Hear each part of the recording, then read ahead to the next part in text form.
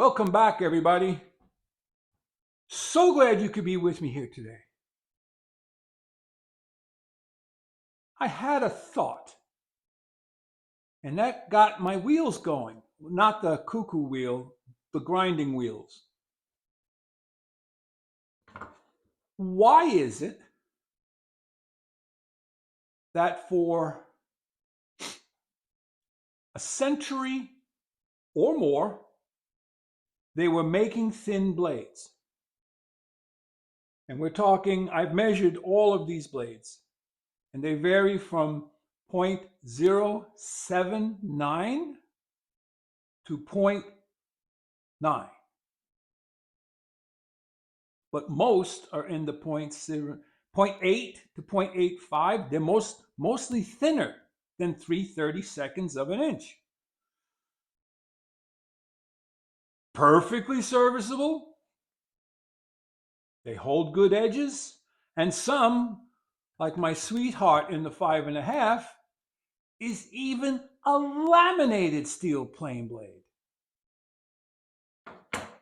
So why are they telling us today that we need 1/8 thick blades? Could it be lost? I don't want to say lost technology because they had the technology, they've documented, they know how to do it. Stanley works in, by the way, the SW on the Sweetheart plane has nothing to do with Sweetheart. It has to do with Stanley Works, SW. Well, they know how to do it. They're still making generic ones. I've got my, where is it? There's a generic set here. I don't even know who made this. And here's the one that I put the camber on. This is a Stanley for handyman. Okay. I didn't even measure this one. This is relatively modern, within the last 40 years. 0.79. It didn't even make 0.08. Okay.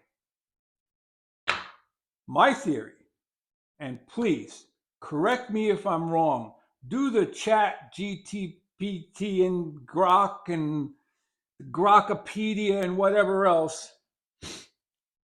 Google it and see if you can figure out why most of the plane makers who have abandoned the thin irons only to sell thick irons, did they even try making the thin irons? I may write Lee Nielsen because I'm sure when Tom Lee Nielsen started out, I'm sure he was going more off of the specs of the Stanleys. Maybe we can find out why and when they ever went to the thicker irons. Yes, the thicker irons give you that additional dampening characteristic. But that wider bevel, and we'll talk about that on another video, but that wider bevel takes longer to sharpen. I mean, some of the antique ones were huge. I mean, look at that one. But those were all freehand. You can see it's crooked as crooked could be. So that's about it. I didn't solve any problems here today. I just have a question. Why is it that other than Ron Hawk, which is now owned by Lee Valley or Veritas, could make 0.09 thickness irons. Why? Why only him? I know IBC, when they sent me down that 1/8 thick one, which we gave away, said they were coming out with a 95 series. So 0.095. I don't know as if it ever came to fruition. I asked them to send me a sample of it when they get it done. I didn't care which size it was. But nothing has ever happened with that. So I look forward to hearing from you. So just head out to your workshop. Check the thickness on some of your irons, and when you're sharpening them, look and see if they're a laminated blade, because that process boggles my mind.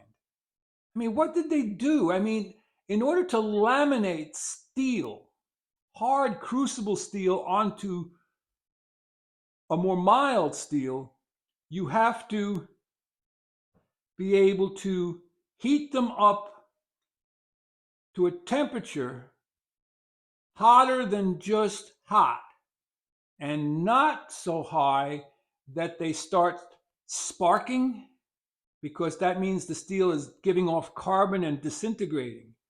And then flux them and weld them together. I wonder if it was done actually in the rolling process. Boy, I wish I could go back in time about 150 years and then move up year by year, following companies like Stanley, Miller's Falls, and others who did these things, and take a camera, because we could do plane talk from 1898. Wouldn't that be fun?